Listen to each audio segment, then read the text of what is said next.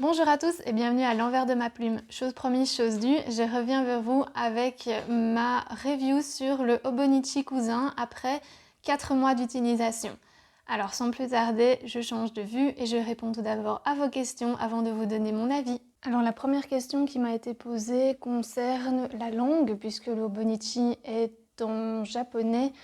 Alors très honnêtement, en termes de fonctionnalité, ça ne change absolument rien puisque les informations concernant les jours sont toujours écrites en chiffres. Éventuellement, il y a quelques petites indications en anglais. Donc en termes purement pratiques, aucun souci concernant la langue.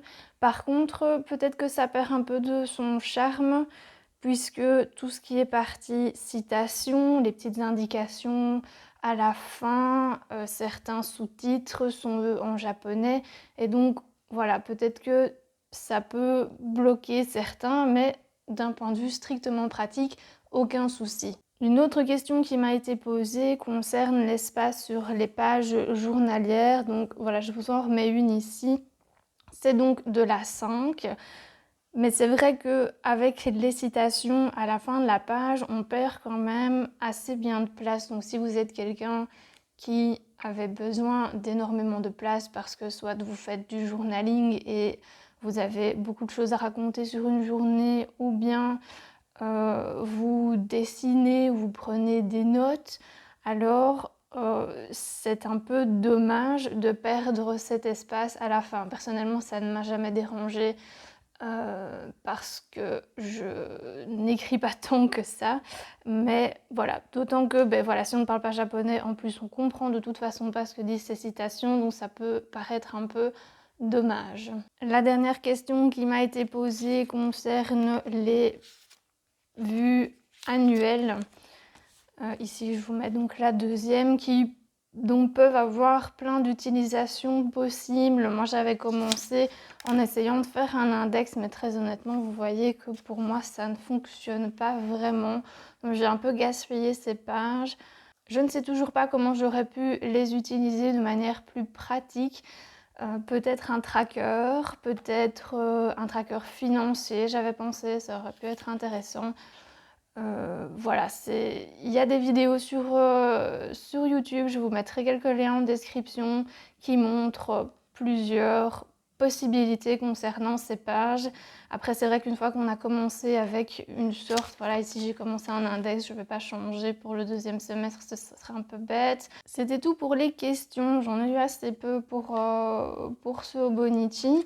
Donc je vais passer à mon avis et pour ça je vais le sortir de la couverture. Alors je mettrai dans la description les liens vers tous les accessoires que vous pourrez voir dans cette vidéo.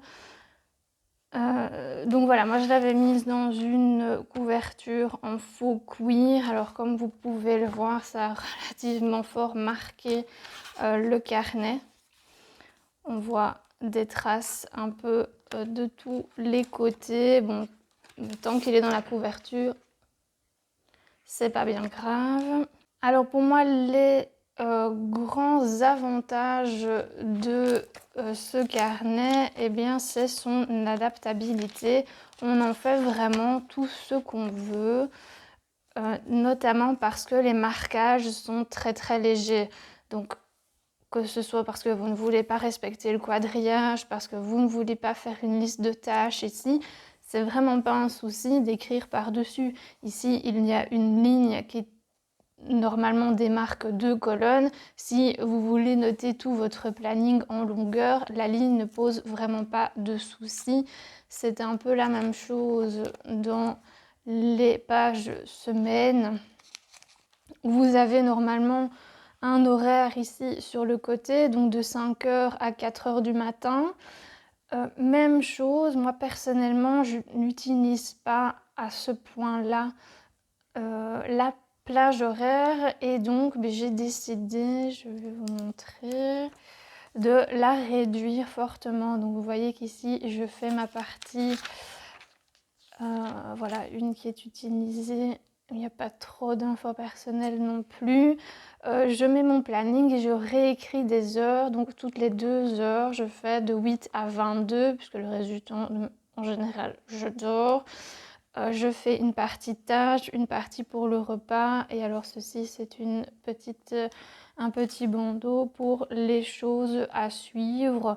Voilà, ceci me correspond mieux et le fait que le marquage soit si léger le permet tout à fait sans qu'on ait l'air d'avoir fait des gros pâtés sur la page. C'est pour moi du coup un planeur idéal pour les personnes qui se cherchent peut-être un petit peu, qui ne savent pas encore exactement ce qui leur convient le mieux et qui peuvent du coup essayer, hein, si vous changez toutes les semaines, c'est vraiment pas un problème et tout est possible. Utiliser la plage horaire comme ne pas l'utiliser du tout. Moi, comme j'ai de temps en temps des rendez-vous, ça m'intéresse quand même, mais rien n'empêche de ne pas utiliser du tout la plage horaire si ça n'a pas d'intérêt pour vous.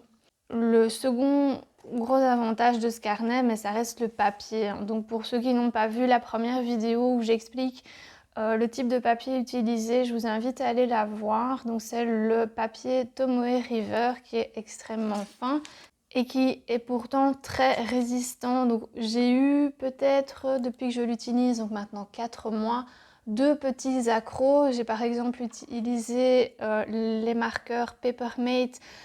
Je ne vous le conseille pas du tout, il a beaucoup de mal à sécher et du coup j'ai eu pas mal de dégâts sur cette page-là. Donc ça, c'est une chose à prendre en compte, c'est que tout ne sèche pas toujours très très bien. Il vaut mieux utiliser des bics ou stylos qui sont à plume fine pour que l'encre puisse sécher relativement vite. Moi dès que je m'en suis rendu compte, j'ai fait ce petit marque-page en carton de craft qui déjà me permet de marquer ma page relativement facilement et qui, comme vous le voyez, prend quand même beaucoup de rejets d'encre ou de marqueurs pour éviter que quand vous le refermez, évidemment, ça ne vienne marquer sur l'autre page.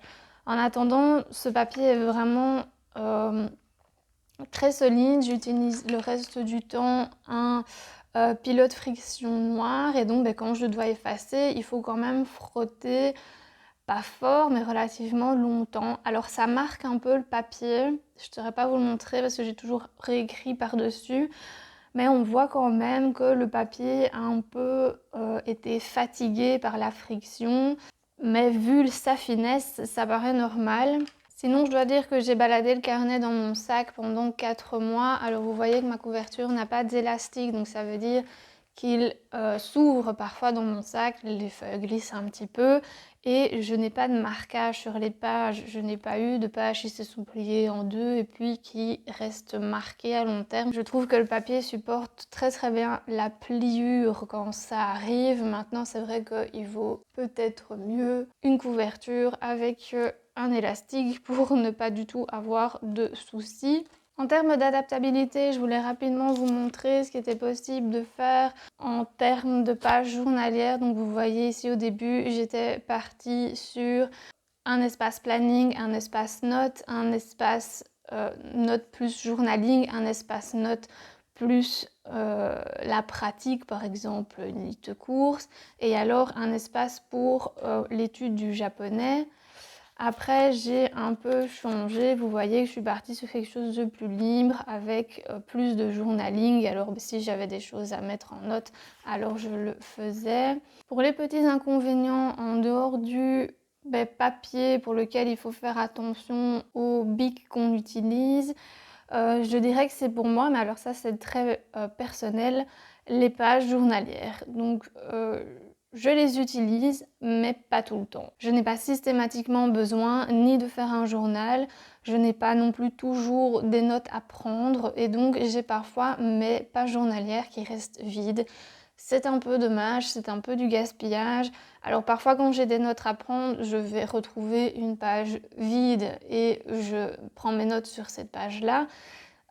Pour ne pas trop gaspiller, mais si vous n'êtes pas quelqu'un de très régulier, que ce soit en journaling ou en dessin ou en poésie, ça peut être utile aussi ce genre de présentation, on va un peu avoir ce goût de gaspillage qui est un peu dommage. Le dernier petit inconvénient pour moi, c'est le fait qu'il n'y ait que 4 pages de notes libres à la fin. Alors pour moi qui ai tendance à faire du planning global, donc j'ai des grosses planifications à l'année, que ce soit pour des projets ou pour les finances, juste 4 pages, mais ça m'a obligée à acheter un carnet en plus, puisque je n'en avais plus, pour tenir compte de toutes ces infos-là également. Après, si vous n'avez pas besoin de pages de notes en plus que les pages journalières qui peuvent déjà servir pour ce genre de choses, alors ça paraît relativement suffisant. Mais voilà, moi j'ai aussi un petit goût de trop peu à ce niveau-là.